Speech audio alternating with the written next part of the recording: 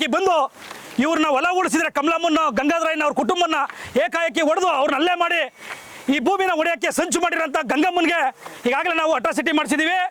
ಈಗಾಗಲೇ ನೆಕ್ಸ್ಟು ಇವತ್ತೇನ ನಮ್ಮ ಭೂಮಿಗೆ ಅನ್ಯಾಯ ಮಾಡೋದಕ್ಕೆ ಬಂದರೆ ಇದೇ ಅವ್ರ ಕುಟುಂಬ ನೋಡಿ ಈಗಾಗಲೇ ತೋರ್ಸಮ್ಮ ಯಾವ ವಿಷಯ ತಂದಿದ್ದೀವಿ.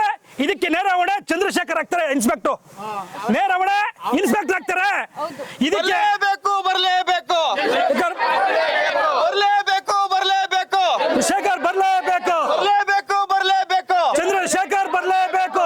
ಭೂಗಳ್ಳರ ಜೊತೆ ಸೇರ್ಕೊಂಡು ಒಂದು ರವಿನಿಗೆ ಯಾವುದೇ ಕಾರಣಕ್ಕೂ ಇನ್ಸ್ಪೆಕ್ಟ್ರು ಇನ್ವಾಲ್ವ್ ಆಗಬಾರ್ದು. ಆದರೂ ಸಹ ನಮ್ಮ ಕೊಟ್ಟಿರೋಂಥ ಕಂಪ್ಲೇಂಟ್ನ, ಅಟ್ರಾಸಿಟಿ ಕೊಟ್ಟಿರೋ ಕಂಪ್ಲೇಂಟ್ನ ಯಾವುದೇ ಕಾರಣಕ್ಕೂ ತಗೊಂಡು ನಾವು ಎಫ್ ಐ ಆರ್ ಮಾಡ್ತೀವಿ ಅಂತ ಒಂದು 15 ದಿವಸಗಳ ಕಾಲ ನಮ್ಮನ್ನು ಮುಂದಕ್ಕೆ ಹಾಕ್ತಾರೆ.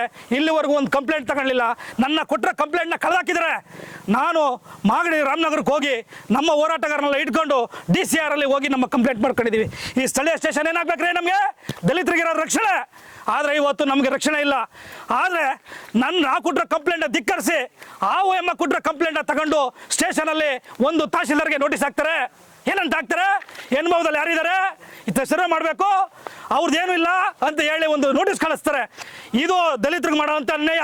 ಯಾವುದೇ ಕಾರಣಕ್ಕೂ ನೋಟಿಸ್ ಹಾಕೂಡ್ದು. ರವಿನಿಗೆ ಬಂದು ಪೊಲೀಸಲ್ಲಿ ಸುಪ್ರೀಂ ಕೋರ್ಟ್ ಆದೇಶ ಇದೆ, ಯಾವುದೇ ಕಾರಣಕ್ಕೂ ರವಿನಿಗೆ ಪೊಲೀಸ್ ಇಲಾಖೆ ಬರಬಾರ್ದು ಅಂತ.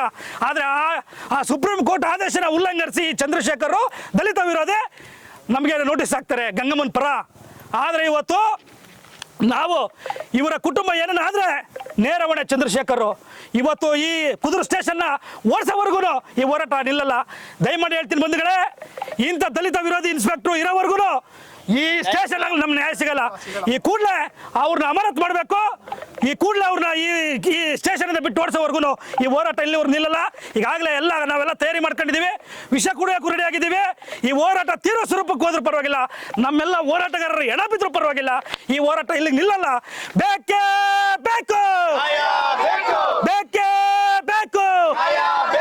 ಅಯ್ಯಯ್ಯೋ ಅಯ್ಯಯ್ಯೋ ಅಯ್ಯಯ್ಯೋ, ದಲಿತ ವಿರೋಧಿ ಇನ್ಸ್ಪೆಕ್ಟರ್ ಚಂದ್ರಶೇಖರ್ಗೆ ಹೇಳಿದ